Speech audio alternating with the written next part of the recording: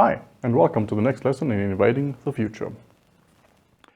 So, in the previous lesson, we spoke about our future invasion force, essentially our innovation factory, and how we are using our innovation capacity in conjunction with our knowledgeable decision makers, how organizations are invading the future with their knowledge workers, and how that consists of non-standard work as well as standard work.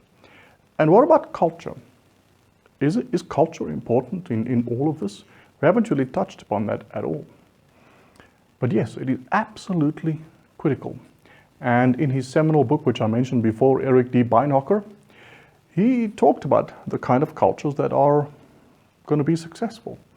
And we need to think about the kind of environment in which organizations are finding themselves and will find themselves ever more in the future. And that environment is solving human needs, working on our global production, distribution, and service platform to meet human needs. And organizations are competing against each other in being able to solve problems for humanity.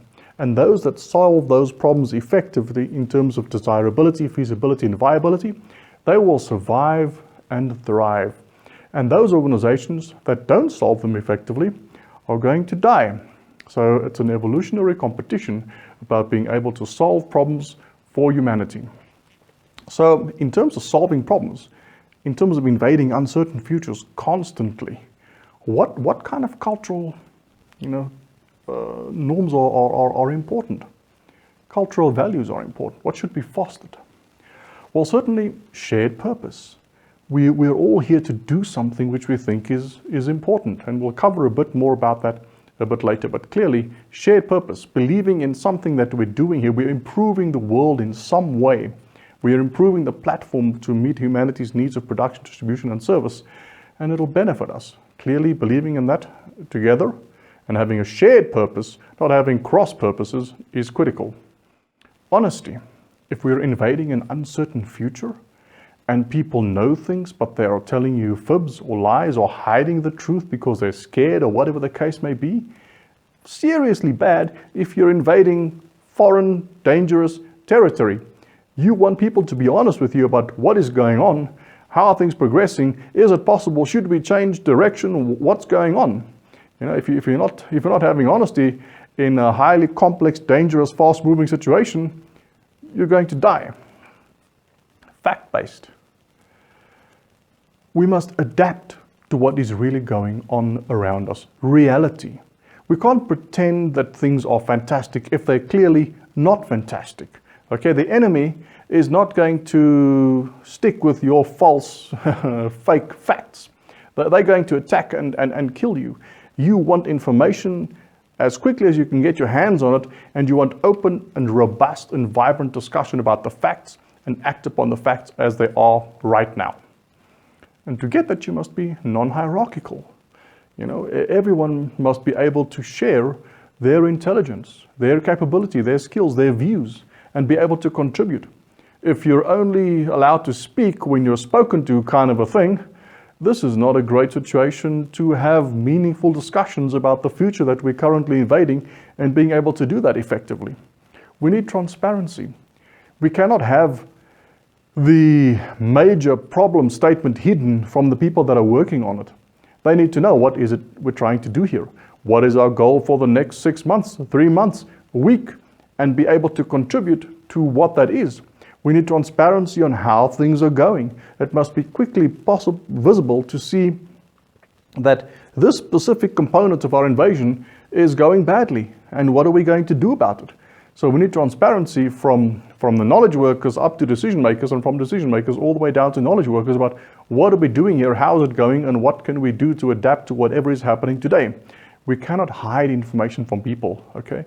The more information hiding you have, the less you will have the less your knowledge workers will have the ability to assist you in invading the future successfully. Respect. If we're going to continuously improve, that means we need to discuss what is not working, okay? And being able to discuss what is not working means we're probably going to have to say that our testing capability is not really what it should be. And then it shouldn't be that our testers believe that they're being scapegoated They must understand that we all have respect for each other. And we're trying here to achieve a successful innovation of the future together. And we are able to voice opinions together with each other and discuss openly and robustly about what we believe is not working. What about this future we're trying to invade is not working? What about the way we do the certain components of standard work can be improved? How can we improve our existing recipes? And we respect each other enough to be able to openly discuss these aspects. Meritocratic. The ones that add most value get the greatest rewards. So yes, we're all about shared purpose, honesty, achieving things together for the betterment of humanity in production, distribution, and service. But humans also involved in a certain way, where we are also competing. Humans are cooperative creatures that also compete. Co-opetition. Okay, and we evolved to be effective at co-opetition. We cooperate towards shared goals. But we also don't like it if someone that didn't do anything with respect to achieving a certain goal gets all the reward for it. No, we don't like that. So no, we evolved to cooperate, but also there's an element of he who contributes most probably gets more in return. That's how we are. It's human nature. So meritocratic is critical. And the more that you have all of this in place, the more there will be mutual trust. And the more you have shared purpose together with mutual trust, the less management bureaucracy you'll need. Shared purpose together with mutual trust are the real end goals that you're aiming for. And everything else about creating honesty, fact-based, non-hierarchical, transparency, respect, and so forth, they lead up to an organization that has shared purpose and has mutual trust. And an organization like that can invade the future successfully. So what kind of organizational cultures are there? Professor Westrum has described a few typical cultural typologies. And we start with the pathological organization, which is power-oriented. Not a great place to be, and certainly not a great place for innovation. There's very little cooperation. Why would I compete with everyone else? We're involved in a power battle here in this organization, and I'm interested in getting more and more power. And it doesn't benefit me to help anyone else because that's going to be taking away from my power. Low cooperation. Messengers are shot. Okay, don't come and tell me the bad news. You're exposing me. You're probably taking power away from me, and I don't want to hear bad news. Bad news is not welcome. Okay, if there should be a failure, well, we're going to find someone to blame, and it won't be one of us powerful people. We'll find a scapegoat, and we'll blame it on them and sacrifice them and sack whoever was supposed to have done whatever, notwithstanding the fact that they were put into a position where it was impossible for them to succeed. Okay, novelty. Your ideas are not welcome here. We have the power, and if we didn't come up with this thing, then it's certainly not going to happen because it takes some limelight away from the powerful people. Now you can imagine that if you're trying to invade a complex, intimidating future where everything is about power and not about facts, how we adapt to reality around us, continuous improvement, not a great place to do innovation, that's for sure. A little bit better, but still not great, are bureaucratic type organizations, very rule orientated. We have procedures and policies for just about everything over here. And we do cooperate as long as we don't mess up each other's processes and policies. Okay, so I know that you have a problem and it's painful for you, but I've got my processes, I've got my policies, and you unfortunately just have to stick with them. And messengers are neglected. You know, if people are saying, this isn't working, it's not great, it needs to be improved, well, you know, these are our policies, our procedures, and we will think about whether we improve them or not. And the fact that you're battling with them, well, that's your problem. You need to deal with it. So thank you for the message, but, you know, go away and sort your problems out. Don't make it my problem. Very narrow responsibilities. At least in these environments, you know, there's a process for everything. And if there was failure, at least there'll be justice. We will find the culprit who caused this failure, and we will deal with them appropriately. Okay? Novelty seems more like a problem. You know, we have these processes, we have these policies in place, this is how we work, and this whole new thing you're talking about, that doesn't fall within our current way of working. And in any case, this is not your area to decide about how we do this. So don't come with your clever ideas. Go away and we know what we're doing, okay? Also, not a great place to be. It's the more sort of the, cover your butt by committee kind of organization where no one is quite accountable or responsible for everything and everyone is just protecting their own turf and their own butt, basically. Not a great place to be either. Where we want to be is in generative organizations, performance-orientated. Shared purpose, fact-based, non-hierarchical, all these values come to the fore and create organizations that are performance-oriented, that are focused on successfully invading the future, solving problems together effectively. That's the focus, solving the problem, invading the future successfully, not protecting turf and sticking to rules. Messengers are trained. We want the bad news. Please. Bad news is best delivered immediately so that we can act upon it. Okay? If we don't know that something is going to be a problem, then we're not going to act upon it, and before we know it, the enemy is going to overrun us and we're all dead. Risks are shared. We're all working to the shared purpose together. And I know that you don't know all the information, and neither do I know all the information, but we're going to take this risk together. And the way we work is going to allow us to adapt to what we learn as we progress through solving this specific problem or invading this specific future. And should we fail, we discuss with each other respectfully, why did that happen? Why did we fail? Okay? So what about knowledge workers? How should we think about how to have knowledge workers exhibiting more and more of these values? How can we go about it? Well, have a look at this.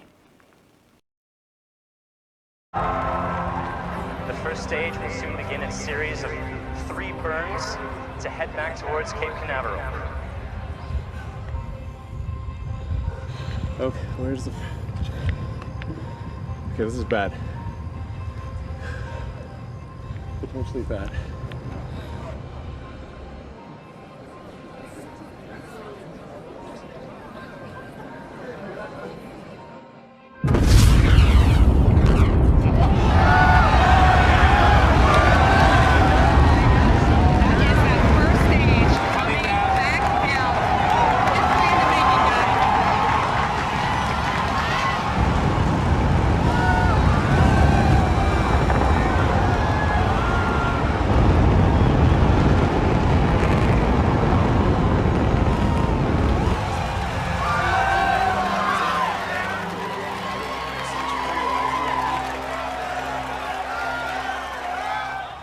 It's standing up. It's standing up. When we started coming in, it sounded like an explosion. Yeah, man. Oh my God. Wow. How was that for shared purpose? How was that for a group of knowledge workers invading a very uncertain future successfully? So what should we focus on? How can we get knowledge workers to be so passionate and so successful at tackling difficult invasions of the future together? Now, Daniel Pink wrote a book on this about motivation in the world of knowledge work. And in his research, he basically summarized his findings in 3 aspects that motivate knowledge workers. And these are not the only aspects, but these are the ones which are very specific to knowledge workers especially. Okay, so even though money is an aspect, money is not the only aspect in it. And these 3 factors are very important. And these 3 factors are autonomy, mastery, and purpose. And you can think about it that if you're going to solve problems together, complex problems, trying to build the future, believing in that future is critical. Believing that it is going to benefit humanity, that it's going to benefit the organization, that it's going to benefit my fellow workers. We have a shared purpose. We're trying to achieve this thing together. We know what it is we're trying to achieve together, and we have a shared purpose. If we don't have a shared purpose, people are not going to be very open to taking risks together, are not going to be open to sharing information. That's the crux of everything. Secondly, there's mastery. And this is basically humans finding satisfaction in being able to do things well together. We find pleasure in solving problems. Humanity evolved to be curious. By being curious, that means we investigate things. We look at them and go, wow, that's interesting. Look what happens when I do this. And when I try to do that, how could I possibly do it better? I'm curious, would I be able to do it better? How can we reduce the amount of time and so forth? We're curious about the world around us, and we investigate and we try to solve problems. That's Homo sapiens sapien, the smart ape, wanting to investigate, being curious and wanting to solve problems. It's the crux, basically, of humanity's success. And we have evolved to find satisfaction in being able to understand situations and being able to solve problems together. Mastery, being able to become better at what we do and doing that with others to solve complex problems. Puzzles. We like to solve complex puzzles. Autonomy. Autonomy is being in control of my own destiny, or as a group of people, being in control of our destiny. We want to be able to solve the problem and figure it out. We don't want to get to wherever we work and our list of instructions of what we need to do is already there, and we just need to execute them. And then 2 hours later, someone says, no, stop this and do that. Okay, well, I'll do that then and do this. And then 2 hours later, someone says, stop this and do it like that. Okay, and don't do it like this, do it like that. And in fact, here are the 75 specific instructions which you just need to execute like a parrot. And please, the last thing that we want you to do is think. Really, don't think. Don't think about how you're going to tackle this problem. Okay, this is not a great environment for knowledge workers, for people to do their best in.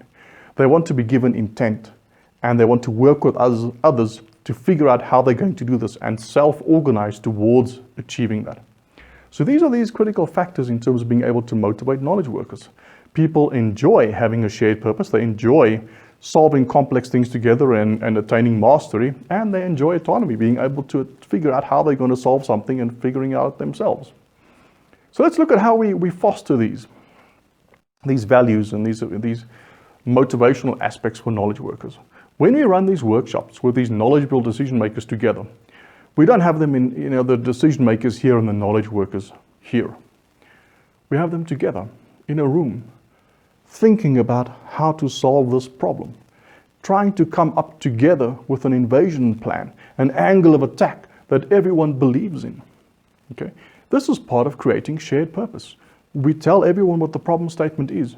We all work together to try to figure out inch-deep, mile-wide approach to being able to solve this problem, this invasion of the future, and everyone's input is expected and valued.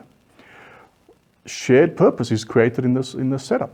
Not only that, by being able to say, I think this one is more risky than that, or this one is more valuable than that, we're having openness, and it's non-hierarchical. Everyone is talking, contributing, so we're fostering these innovative culture values by having these workshops together and having knowledgeable decision makers in rooms together, agreeing and finding believable plans to invade the future. We specify intent at various levels, not instructions. We make intent and outcomes clear, and our knowledge workers themselves figure out at whatever the level they're working, how to coordinate to achieve this. Mastery, autonomy. Okay, this enables the conditions for mastery. I've been given a problem statement, and I'm going to use my tools and skills effectively to solve this. And that is my opportunity to show my mastery and the satisfaction of my mastery of this particular skill or tool set that I'm able to use in conjunction with others to achieve this. And we have autonomy because we've only been given intent. We figure out ourselves and coordinate between ourselves how we're going to achieve this intent. And we accept the accountability of having that autonomy. If we're in 2-week iteration and the team is having the autonomy of being able to self-organize towards achieving the intent, and they realize by day 3 that there's a problem, they will say to product management, we have a problem. We will not be able to achieve this. So autonomy and accountability goes very closely together, but you first need to create the conditions where accountability can thrive, and that is by clarifying intent and enabling autonomy towards achieving that intent and self-organization. We're having sessions every 2 weeks to discuss what should we do next. Okay, we're having our planning councils, we're having our backlog grooming sessions. Everyone is contributing to what we're doing here. Transparency. This is where we are. We're ahead of schedule, we're behind schedule. These are the risks. So that's what we should focus on next. I'm concerned about this. Let's attack it together. So there's transparency and openness and collaboration in how we are tackling these plans to achieve our invasion of the future. We are openly discussing how we can improve our innovation system, okay? And this creates the environment and fosters respect. We are talking every 2 weeks, not only about how our current invasion is going, we are talking about how good our innovation system is. And I often think about these systems as initially being frequently facilitated fighting, FFF sessions. But what you find is frequently facilitated fighting quite rapidly becomes frequently facilitated collaboration towards shared goals. Okay, you need to start openly discussing these things, and people have the opportunity to start trusting each other and having respect for each other so that we can together communicate and collaborate and organize about achieving our current invasion of the future, as well as improving our innovation system. And being able to feed this back up to product management or line management, whatever the case may be, to be openly able to say, we are failing at this aspect. Please help us. We need budget, whatever the case may be, to assist us in becoming better at this aspect. Messengers are not shot. Okay? So by doing this, we're enabling bad news to surface, and we do something about it. And we respect each other enough to be able to share this, and we have enough mutual trust to be able to share this with each other. So what does this require of leaders in this space of invading the future with knowledge workers? What should you be aspiring towards? How should you think about being a leader? What should you try to reach towards? And that is idealized influence. If the values are transparency, respect, trust, shared purpose, you need to exhibit those values yourself. You need to exhibit transparency, openness, shared purpose. You need to foster those values. You cannot say, we're an organization that is invading the future, and we're working with our knowledge workers to invade the future, but sorry, you're not at a high enough level to give comment here, and please leave the room. This is an executive session, or whatever the case may be. Or, I don't care what your problems are, just make them go away, and this kind of stuff. If you want people to behave in a certain way, you need to be the role model which they can aspire to in terms of these values. Inspirational. When people solve problems, it's tough for humans to solve problems together. Mentally straining to solve problems together. We need to be inspired. The more we believe in our shared purpose, the more we will apply ourselves together to being able to solve these problems for the organization and society. And therefore, leaders must focus tremendously on inspiring and motivating knowledge workers. Individualized consideration. People are more willing to take risks, share, respect, and trust and collaborate if they believe that they're a valued part, a member of this invasion team. If they don't believe that they are valued, that their inputs are valued, that they're valued as a person, they will be less willing to take risks. They will be less willing to stand up and say, I don't believe this is going to work. If they believe that others care about them, then they will put in the effort to care about others. And it's a kind of a tough love kind of a thing that's going on. If we all believe we're in this together and people are considering me as an individual, then I'll be willing to take more risks and be more open and honest about what is working and what is not working. And lastly, intellectual stimulation. People want to solve challenging and complex problems. And that is part of the autonomy, specifying intent, not specifying instructions, and so forth. The more we can have shared purpose and people contributing to what futures we're invading and how we're going to invade those futures, the more they'll have intellectual stimulation. So it really is not about the management of problem solving at speed and scale. It really is about the leadership of problem solving at speed and scale. And yes, these are the critical aspects of culture that you need to foster in your organization. And I recommend that you have a look at Eric D. Beinhocker's book. So, how do we change culture? Do we send the culture email? No. It's not going to be successful. Tomorrow, everyone, we're going to have an innovation culture, yay! And then tomorrow, that's done. No, it doesn't work like that. So you cannot really influence culture directly. What about behavior? People's behavior. Can we influence behavior directly? Well, to some extent, yes. We can say that if you do this, I'm going to reward you. If you do that, I'm going to punish you. And thereby influencing your behavior. If you arrive late for work often, or you just disappear for days on end and no one knows where you are, well, then we're going to give you a warning, because we can't invade a future successfully with someone that works with us in this way. And if you do really well as a team and as a group, and we're going to make lots of money and solve lots of problems for society, then we're going to pay you more. So the amount of money we pay you is an element of influencing your behavior. But it's only, successful in a limited way. As Eli Goldratt says, show you how you're going to measure me, and I'll show you how I'm going to behave.